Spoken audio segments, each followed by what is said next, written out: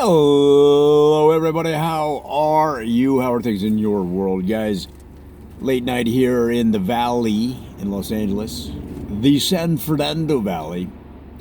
But this video is going to be another community spotlight, this time South Whittier, which is in the San Gabriel Valley. Lots of valleys around here. And South Whittier is kind of interesting. If you look at the video I did on Whittier, South Whittier, believe it or not, guys, is just south of Whittier. And it's kind of interesting because when you read a lot about history, it's interesting the kind of crazy characters that that populate history. And one of them was the person that founded South Whittier, a guy named the mid 1800s. So the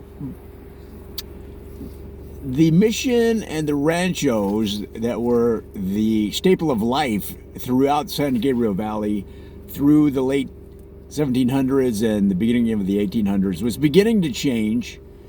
And this guy, Ernesto Lozano, was an Italian immigrant to the United States who traveled from New York City when he heard about the pastoral lands of Southern California and came out and settled in Whittier with his family. And it was kind of an interesting cat because he was into martial arts, and where he lived is where South Whittier is now. He founded South Whittier because he had this basically crazy idea of creating a town where every member of the town, every member of the community would learn a strain of martial arts that he created.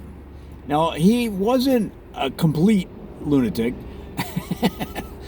He was trained in the martial arts. He had lived in Japan. He had lived in Korea. He had training in a number of different martial art techniques and disciplines. And so when he came to Los Angeles, he not only wanted to teach others, he wanted to indoctrinate it throughout the society. He wanted everybody, including elderly people, people that didn't have the ability to walk, people that didn't have the ability to speak, little kids. He wanted, because he felt like it's almost like the argument that if everybody has the ability to defend themselves, then the society will be safer, because everybody could hurt you if you act up or threaten anyone. Anybody can take care of you, was his philosophy. And he based that on seeing what people of all sizes and shapes can do with martial arts. And he, like I say, he learned in Korea, in Japan, in China. He was well versed. But the idea of creating an entire town where everybody is to get certain tax breaks, you have to take the training. Everybody will get certain benefits from living in the city. I'm talking financially or otherwise, education, job opportunities. But you have to take the martial arts training. Okay, so you get the idea. So he came up with, being from Italy, now remember, he's an Italian with a deep background in martial arts training from the Far East. So he created his own martial art called Pasta Kwando. Now, Pasta Kwando was a combination of Italian fire and spirit. Italian, the language is a romance language, okay? So it deals with emotion, whereas the martial arts is really more based in discipline and not feeling emotion.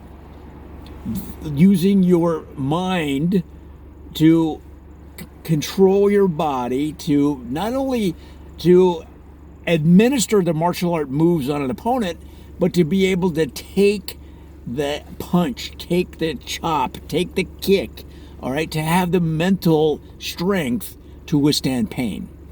So it's really a zen, a yin and yang that he put together.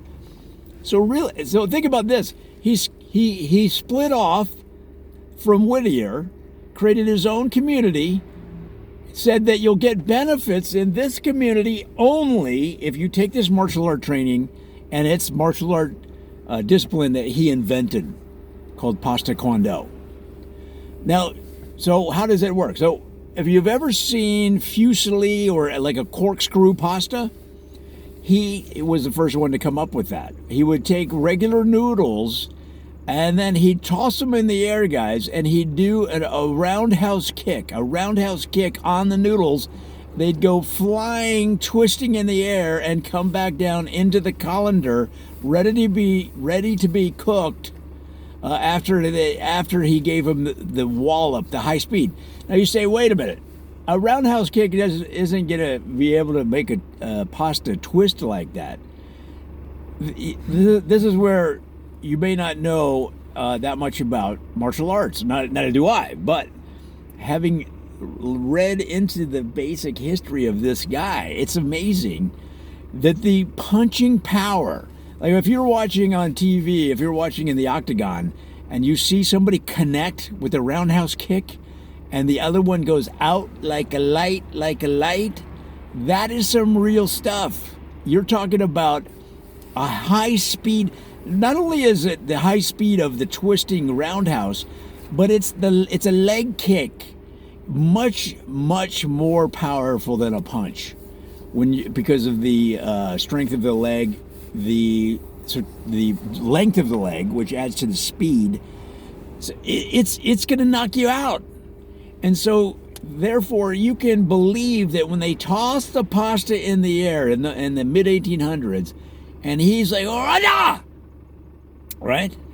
And all of a sudden, all of those pastas come flying down onto the kitchen bench, onto the cooking surface, onto the colander, into the pan, already in that corkscrew shape from his speed and power. Then you know that that's true.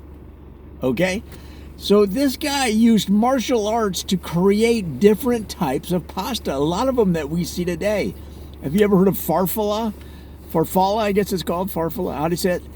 It's the bow tie pasta. This is the guy. This is the guy that invented it right here in Los Angeles. He would throw the regular ribbon pasta in the air and give them the super punch combination.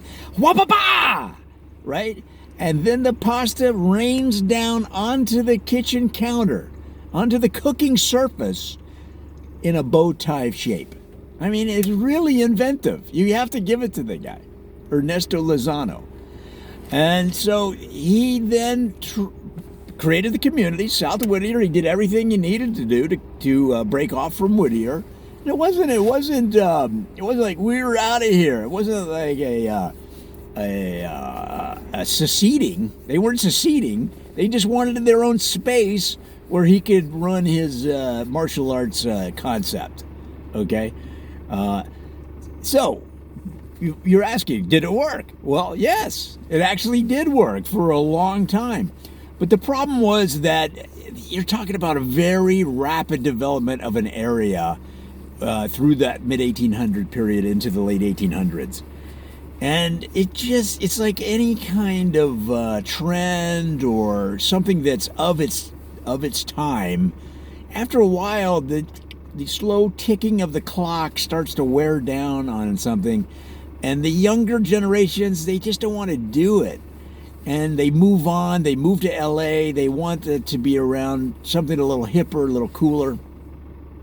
And so at a certain point, all you had was the older people in South Whittier that were able to make the pasta moves and that had the ability to take you down. But what's interesting about that is there were incidences of younger people that had shunned this old society where everybody knew martial arts, but the elderly did know it, right? Still knew, because that's how they grew up. And so you had some street thugs occasionally trying to take down a grandma, steal her purse or something, and they were stunned when she came whipping around with the roundhouse kick to the jaw and nearly took the head off their body. Okay? So you laugh if you want, if you're a younger person, at the older generation and their ways. But the thing is, in this particular case, they would take you down. They would take you down. Down goes Frazier. Down goes Frazier. Okay? So a really fascinating development and how that community started. And you can still go there today and meet descendants of some of those original immigrants that came to South Whittier and have handed down that martial arts expertise through the generations. There's not a lot of them, but the thing about it is you don't know. I wouldn't be walking around South Whittier making trouble, because you don't know who has these capabilities and who will break your back like a piece of rotini pasta. Okay, like a piece of spaghetti, they'll snap your neck like a piece of spaghetti. Okay, either cooked or uncooked. It's just the way it went, and I really think it's one of the greater stories out there in the San Gabriel Valley, and such a colorful history of that particular community.